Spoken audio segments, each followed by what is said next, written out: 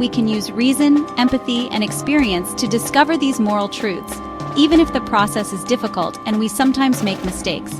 They would argue that disagreements about morality don't disprove its objectivity, any more than disagreements among scientists about quantum physics disprove the existence of an objective physical reality. For them, moral progress is possible precisely because we are capable of correcting our past errors and getting closer to the truth. The moral realist position offers a strong foundation for concepts like justice and human rights, grounding them in something more solid than mere cultural preference or individual feeling. On the other side of the divide are the moral anti-realists. This group denies the existence of objective moral truths. Anti-realism, however, is not a single viewpoint, but a family of related positions. Some anti-realists, known as subjectivists, argue that moral statements are simply expressions of individual feelings.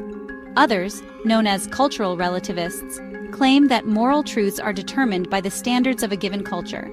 A more radical view, called nihilism, asserts that there are no moral truths at all, and that the entire concept of morality is a fiction. Thinkers like Friedrich Nietzsche famously challenged traditional morality, suggesting it was an invention used to control people. The core of anti-realism is the belief that we project our values onto the world. The world itself is value neutral. Moral anti-realists would argue that when we condemn an action, we are expressing our disapproval, not stating a fact about the world.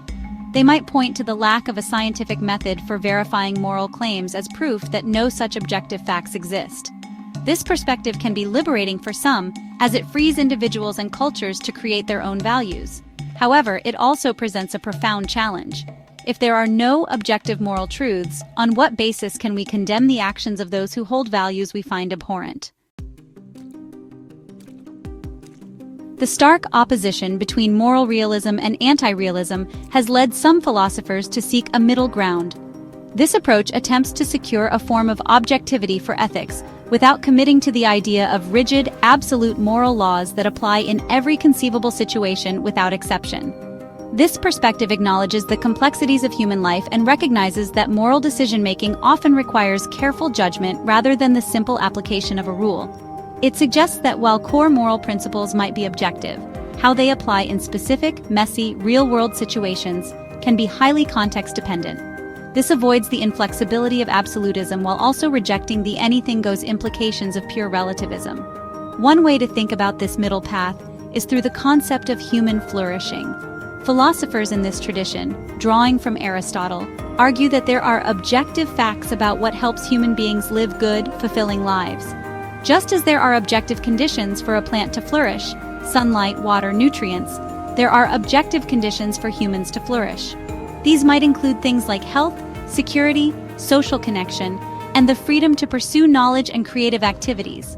From this viewpoint, a moral action is one that contributes to human flourishing, and an immoral action is one that undermines it.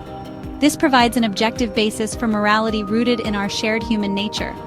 This approach allows for both objectivity and flexibility.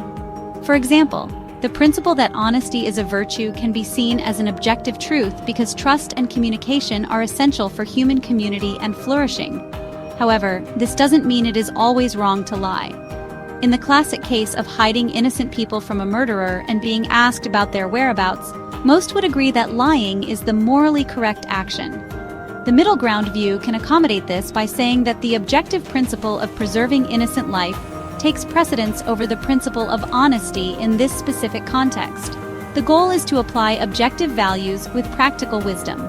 Consider the famous trolley problem, a thought experiment where you must choose between allowing a runaway trolley to kill 5 people on a track or diverting it to another track where it will kill 1 person. This problem is so difficult because it pits 2 powerful moral principles against each other: the duty to save as many lives as possible and the duty not to actively cause someone's death. A middle path approach would not offer a simple, absolute answer. Instead, it would emphasize that the very difficulty of the problem reveals the objective reality of these competing moral claims. It shows that morality is not arbitrary. We are grappling with real objective values that are in tension. The question of whether objective moral truths exist may seem like an abstract philosophical exercise, but its implications are enormous and deeply practical. The entire framework of international human rights, for instance, rests on the idea that there are some objective moral principles.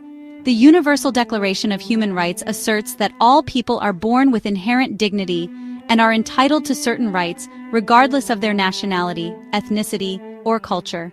This declaration makes a powerful claim that things like torture, slavery, and unjust imprisonment are objectively wrong. If morality were purely relative, the entire concept of universal human rights would collapse into a mere statement of Western preference. This debate also shapes our systems of justice and law. When we hold a trial and punish someone for a crime, we are acting on the belief that they have violated a real moral standard and are therefore deserving of consequences. Our legal systems are built on the assumption that concepts like fairness, responsibility, and justice have objective meaning. If a defendant were to say, "In my personal moral system, theft is permissible," no court would accept that as a valid defense. We operate our societies on the implicit assumption that there are shared, objective moral norms that everyone is expected to follow, providing the very foundation for a stable and orderly community. On a more personal level, grappling with this question affects how we navigate our own ethical lives.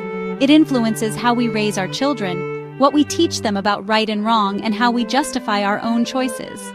When we face a difficult moral decision, whether to be honest in a tough situation, how to respond to a friend's unethical behavior, or how to allocate our resources charitably, we are implicitly taking a stance in this debate. If we believe in objective moral truths, we might search for the right answer. If we are anti-realists, we might focus more on authenticity and personal values. Our answer shapes our sense of duty and responsibility. In the end, the debate about objective moral truths is ongoing because it touches on the most fundamental aspects of the human condition. It is a conversation about how we ought to live together.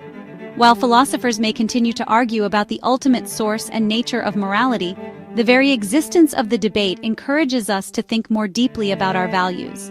It pushes us to justify our beliefs, to listen to differing perspectives, and to strive for a more thoughtful and ethical existence.